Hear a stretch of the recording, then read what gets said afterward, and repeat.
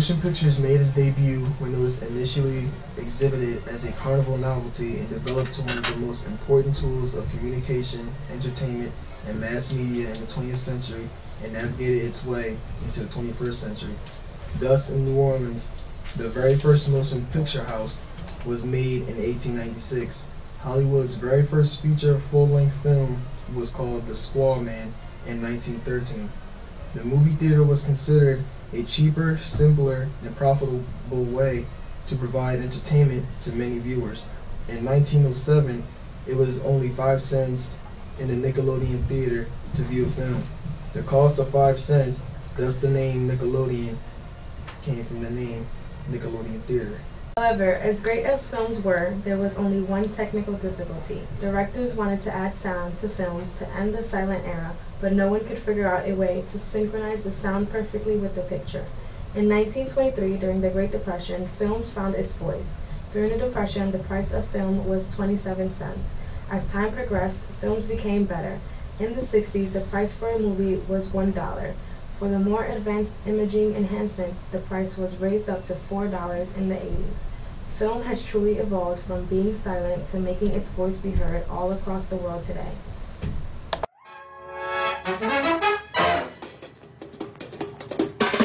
Oh, the time is now, the time is here. Now's the time for a bite of cheer. A tasty light where the price is right. Well, look at here, you'll dig this sight. The moment's handy for a piece of candy. Just name your brand, they're all so grand. Hey, what do you think of a nice cool drink? Or a big box filled with a popcorn thrill? Let your taste buds meet with an ice cream treat. Refresh yourselves, it's time to eat. So come on, folks, let's join the band as we all head for the refreshment stand. Why do you think movies capture our attention to the point where we're mesmerized and block out everything else? Well, first of all, because it's dark and, that suspension of disbelief that we kind of give ourselves over to the experience. Different from your life, just the stresses of the world when you watch a movie, and if it's that good, it's that good that you just think about anything else. Because you're enjoying it, it's something that you take pleasure in, and it stimulates your brain to just focus on the movie. The film industry is the most important and influential media industry because of its use of movie theaters as a strong communal outlet for its product. What is your favorite movie or favorite movie style, and why? If I had a favorite movie of all time, it'd be a tie between Lion King and Fox and the Hound. I love those animated movies. I think one of my favorite movies would probably have to be the Dark Knight. Good story behind it, and you can get really into the character's struggle. Spider-Man. You do Spider-Man. Who I am right now. I'm Spider-Man. If you do not believe so, we conducted a survey with college students between the ages of 18 and 30, including 17 males, 18 females, and here are the answers. If you could have one free media for a year, which would it be? 27 out of 35 students picked a free movie pass and a free concession stand, while only 4 picked books, 2 picked magazines, and 2 picked recordings, even though recordings are usually free anyway. What would you rather do after a long day at school? 25 out of 35 students picked to watch a movie, while 4 picked to read a book, 3 picked to read a magazine, and only 3 picked to go on the internet. What would you rather do on a Thursday night, since Thursday nights is a college student's Friday night? 20 out of 35 students picked to go to the movies, 4 picked to go to a record store, 6 picked to stay home and read a magazine, and 5 picked to stay home and watch TV.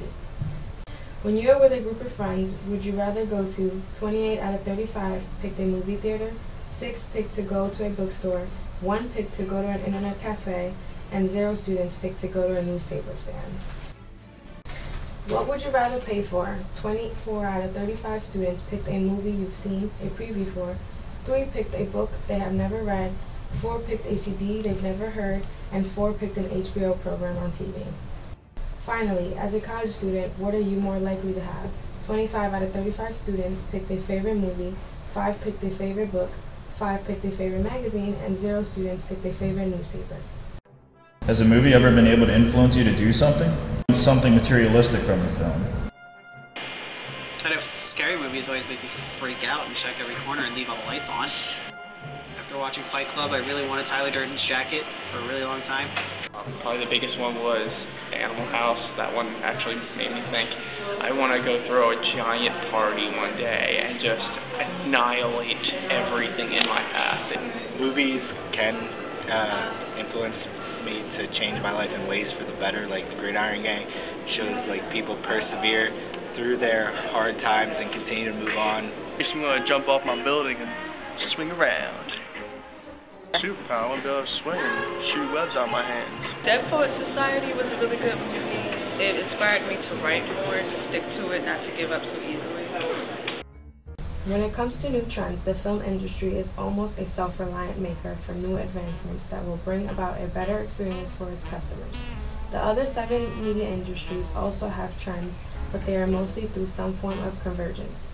Recording, newspapers, magazines, books, TV, radio all have sided with digital media to get their product out in a more accessible way, and the film industry has too.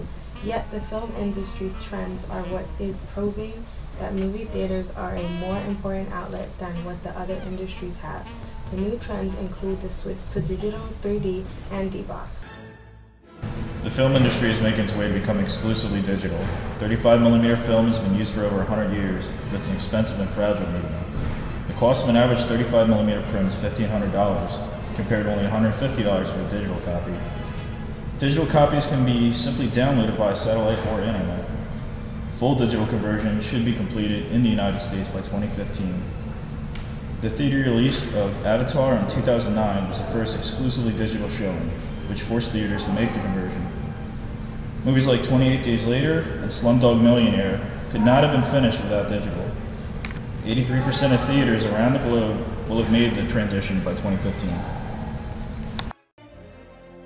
3D films have existed in some form since 1915, but had been largely relegated to a niche in the motion picture industry because of the costly hardware and process required to produce and display a 3D film, and the lack of standardized format for all segments of the entertainment business. Nonetheless, 3D films were prominently featured in the 1950s in American cinema and later experienced a worldwide resurgence in the 1980s and in the 1990s, driven by IMAX, high-end theaters, and Disney-themed venues. 3D films has become more and more successful in the 2000s as well as today. Last, but most certainly not least in the new trends of movie theaters would be the D-Box seats. Making the roundabouts of a few select movie theaters in the US in 2009, D-Box has expanded to over 94 nationwide, a few in Canada, and has plans of going worldwide in the near future. D-Box can be described as the new way movies will move you. According to D-Box's main website, D-Box Technology Inc., they design, manufacture, and market cutting-edge motion systems intended mainly suited for the entertainment industries. With its unique patent technology, the D-Box Motion Code, it uses motion effects specifically programmed for each visual content, which are sent to a motion-generated system integrated into a seat.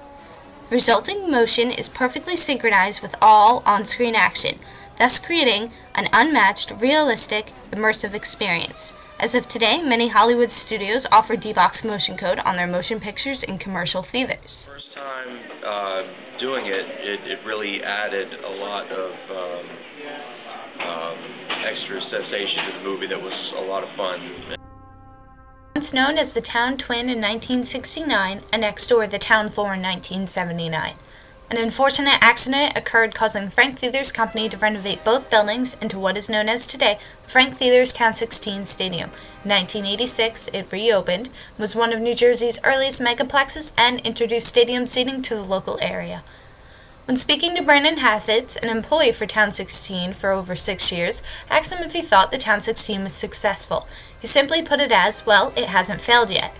For cinema that makes a couple $1 million a year, and with stiff competition from the Regal not even 10 miles away, you could say the Town 16 hasn't failed and is still doing fairly well. The profit Town 16 makes comes from its concession stands, not so much its ticket sales. For every showtime the Town 16 has, they get charged $136 whether tickets sell for it or not. And showings for new films, almost 80% of the ticket sales goes back to the movie companies. Every week it shows the percent taken drops, but so do the amount of tickets sold, not leaving the Town 16 with very much.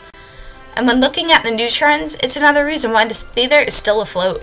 Town 16 is the only movie theater in South Jersey to be fully converted to digital, with 5 adaptive 3D screens and the very exclusive D-Box seating. With these advancements and great discounts for students, casino, military, it's definitely worth seeing a movie there.